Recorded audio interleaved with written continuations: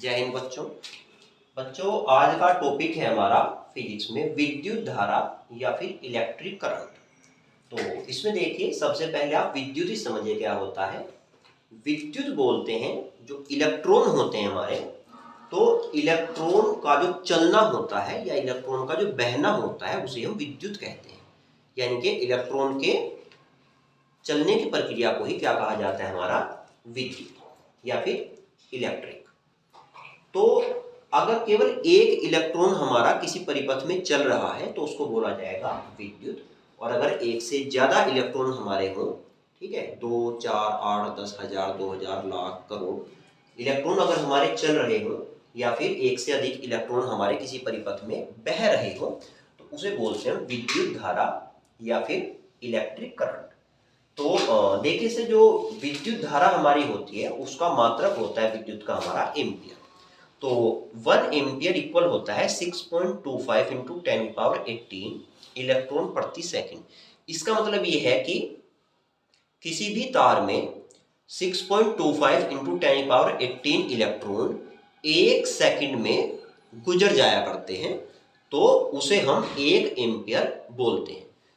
Ampere जो है विद्युत धारा का मात्रक है। देखिए मात्रक हुआ करता है, कोई भी अगर हमारे पास वस्तु है तो उसका आदान प्रदान करने के लिए हमें 3 चीजों की जरूरत पड़ती है। जैसे हमने मान लिया लिख दिया 2 किलोग्राम चीनी, तो इसमें 3 चीजें हैं हमारी। ये जो 2 है इसको बोलते हैं मात्रा, ये जो केजी है किलोग्राम इसको बोलते हैं मात्रक,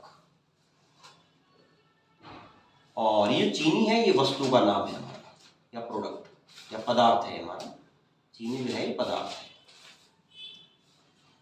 देखिए जब भी हम किसी वस्तु को लेने के लिए जाएंगे या फिर बेचने के लिए जाएंगे तो हमें 3 शब्दों की जरूरत पड़ती है। जैसे ये हमें 2 किलोग्राम चीनी, तो इसमें जो स्टार्टिंग में यूज होता है इसको बोलते हैं मात्रा या फिर क्वांटिटी। बीच में जो आएगा जैसे कि किलोग्राम, इसको बोलते हैं हम मात्रक या फिर मेजरमेंट होता है हमारा। और लास्ट में हमारा जो है पदार्थ या फिर प्रोडक्ट का नाम होता है।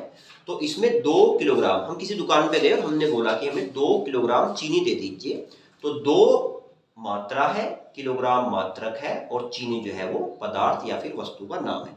जैसे मान लिया हम केले खरीदने के लिए गए और हमने बोला कि हमें 8 दर्जन केले दे दीजिए, तो 8 मात्रा है, दर्जन उसका मात्रक है और केले जो है वस्तु का या पदार्थ का नाम है।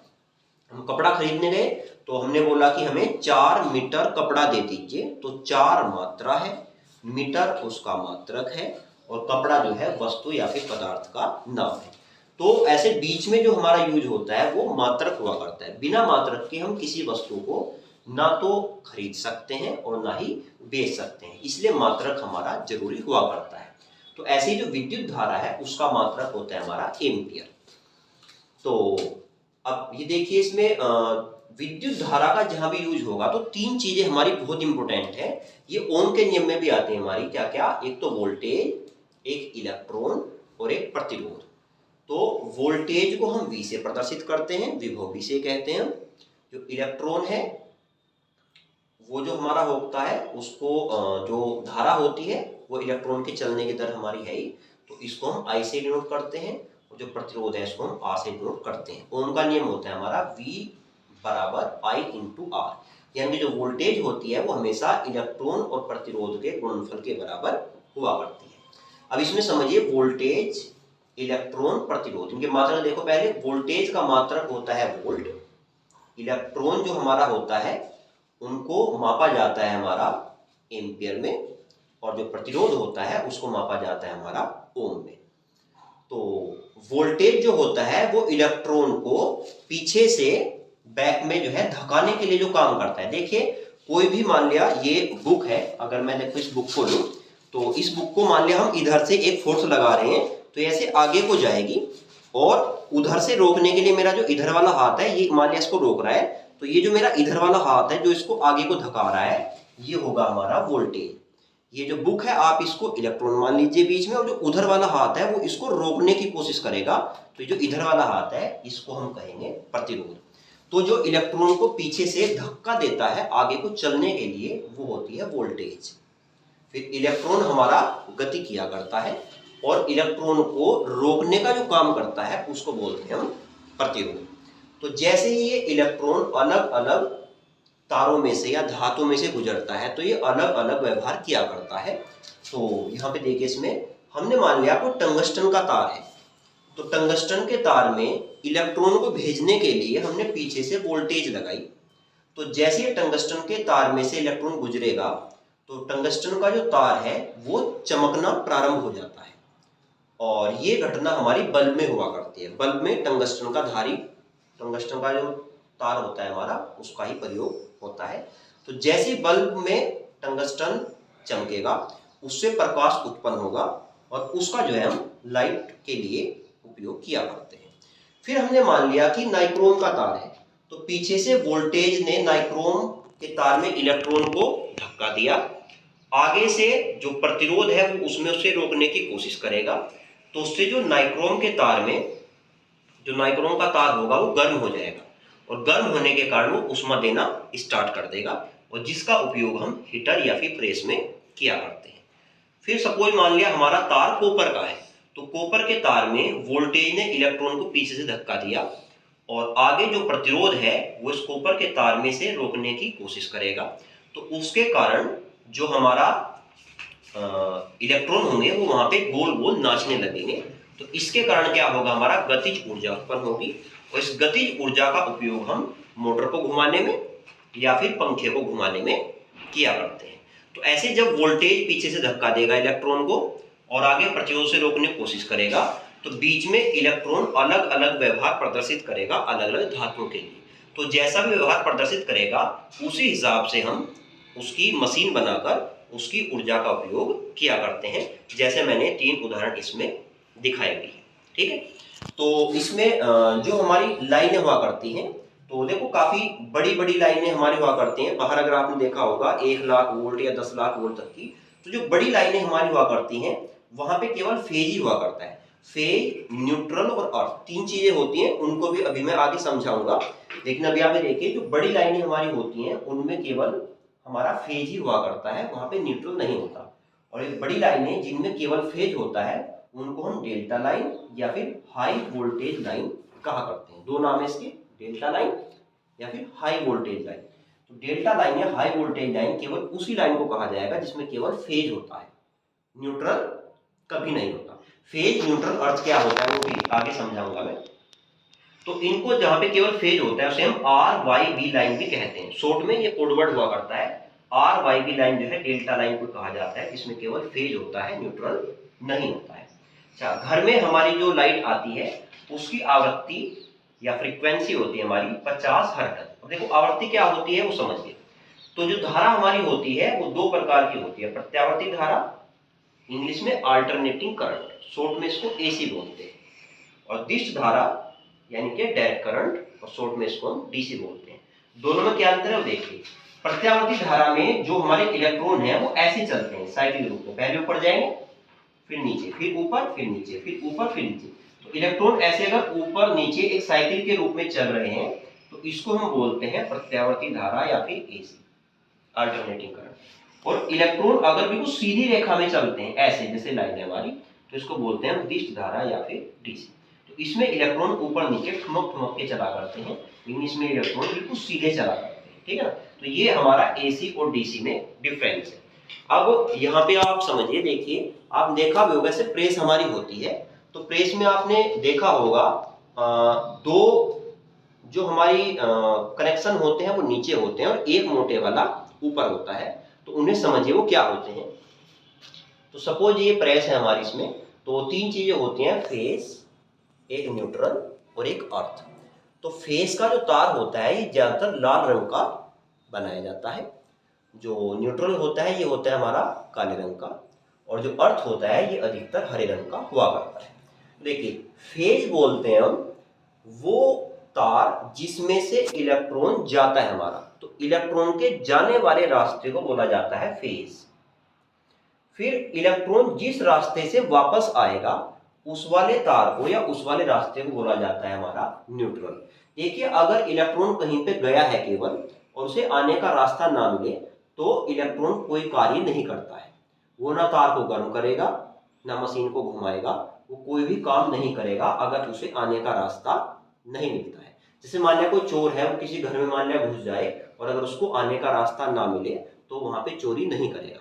सिंपल ऐसे इलेक्ट्रॉन का होता है, अगर इलेक्ट्रॉन गया है और उसे वापस आने का रास्ता ना मिले तो वो करंट भी नहीं मारेगा कभी भी, ठीक है। तो फेज हो गया इलेक्ट्रॉन के जाने का रास्ता, न्यूट्रल होता है इलेक्ट्रॉन के आने का रास्ता। तो इसलिए दो तार बहुत जरूरी होते हैं हमारे, फेज और न्यूट्रल होना, ठीक। फिर अर्थ हम जो लगाया करते हैं उसका कारण होता है, देखो इलेक्ट्रॉन यहाँ पे कोई मशीन है, इसमें अंदर चला गया, जाने के बाद इसे आने का रास्ता ये है हमारा न्यूट्रल, लेकिन कहीं पे इसमें कट लग गया और उसके कारण जो फेज है हमारा ये इसमें मशीन में अंदर फैल गया, यहाँ पे नहीं आ पा रहा है। तो इसलिए इसमें एक और तार लगा देते हैं अलग से, ताकि वो जो फेज है इस रास्ते से नीचे पृथ्वी में चला जाए। पृथ्वी हमारी एक ऐसा गोला है, इसमें आप कितना भी फेज भेज दो, कितने भी इलेक्ट्रॉन भेज दो, ये अपने अंदर एब्जॉर्ब कर लेती है सब, ठीक है। तो फेज इलेक्ट्रॉन के जाने का रास्ता, न्यूट्रल होता है इलेक्ट्रॉन के आने का रास्ता।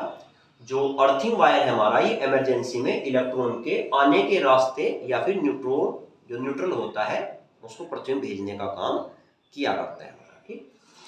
अच्छा, अब इसमें देखो, अगर हमने मान लिया हम चाहते हैं कि हमें घर में किसी भी बिजली के उपकरण से करंट ना लगे कभी, तो हमेशा अर्थ वाला तार जरूर लगा के रखना चाहिए। उसका देखो क्या कारण है, ये जो तार होता है काफी मोटा लगाया जाता है और इसका प्रतिरोध होता है लगभग 8 ओम के आसपास। हमारा शरीर अगर गीला हो, यानी कि हमें पसीना आ रखा हो या फिर हम पानी हो हमारी बॉडी पर डाला, तो गीला अगर शरीर होता है मनुष्य का तो उसका प्रतिरोध होता है लगभग 1000 ओम। और इलेक्ट्रॉन की प्रकृति होती है वो हमेशा कम ओम वाले प्रतिरोध के तार से ही गुजरना पसंद करेगा। और दो ऑप्शन उसके पास है, एक जगह कम प्रतिरोध है, एक जगह अधिक प्रतिरोध है। तो जो इलेक्ट्रॉन है वो हमेशा कम प्रतिरोध वाले रास्ते से ही गुजर के बाहर चला जाएगा। तो गीला अगर शरीर है तो उसका प्रतिरोध होगा 1000 ओम के आसपास, और सूखा शरीर है तो इसका होगा 1,00,000 के आसपास।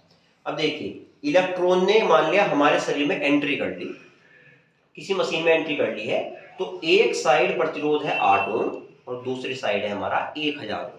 तो इसलिए जो इलेक्ट्रॉन है वो 8 ओम वाले तार से बाहर निकल जाएंगे और 1000 ओम जो प्रतिरोध है जो हमारी बॉडी का है वहां पे इलेक्ट्रॉन नहीं आएंगे और हमें करंट नहीं लगेगा।